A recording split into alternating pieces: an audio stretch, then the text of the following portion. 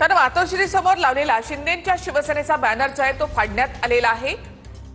ठाकरे गटाचे शिवसैनिक शिवाजी झोरे यांनी हा बॅनर फाडलेला आहे। जाणीवपूर्वक उकसवण्यासाठी म्हणून हा बॅनर लावल्याचा झोरे यांचा आरोप आहे।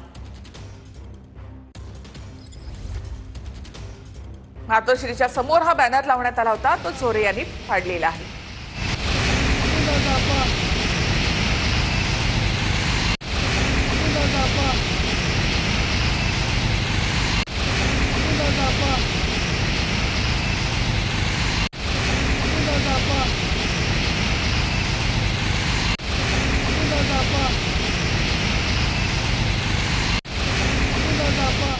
ठाकरेंच्या कार्यकर्त्यांना फाडलेला आहे। त्यानंतर या ठिकाणी आता पोलीसही दाखल झालेले आहेत।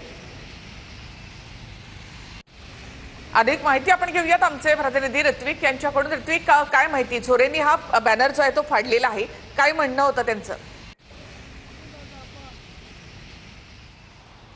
नक्कीच निखिल, आपण सध्या घटनास्थळावरती आहोत आणि आपण या ठिकाणी दृश्यांमध्ये बघू शकतो। या ठिकाणी जो शिंदेंची शिवसेना आहे त्यांच्या वतीनं मातोश्रीच्या कलानगर परिसरामध्ये या ठिकाणी जो बॅनर लावण्यात आलेला आहे तो बॅनर फाडण्यात आलेला आहे आणि त्यानंतर तात्काळ ही घटना 1 वाजता उघडकीस आलेली आहे। त्यानंतर या ठिकाणी आपण दृश्यांमध्ये बघू शकतो तो बॅनर आहे तो शिंदेंच्या शिवसैनिकांकडून परत व्यवस्थित लावण्यात आलेला आहे। जेव्हा घटना उघडकीस आलेली आहे त्यानंतर आपण दृश्यांमध्ये बघतोय की पोलीस देखील घटनास्थळावरती आलेले आहेत। या ठिकाणी पोलीस जे आहेत API ढावरे ते देखील या ठिकाणी दाखल झाले असून नेमका तो बॅनर कोणी फाडला, का फाडला या संदर्भात आता ते चौकशी करत आहेत।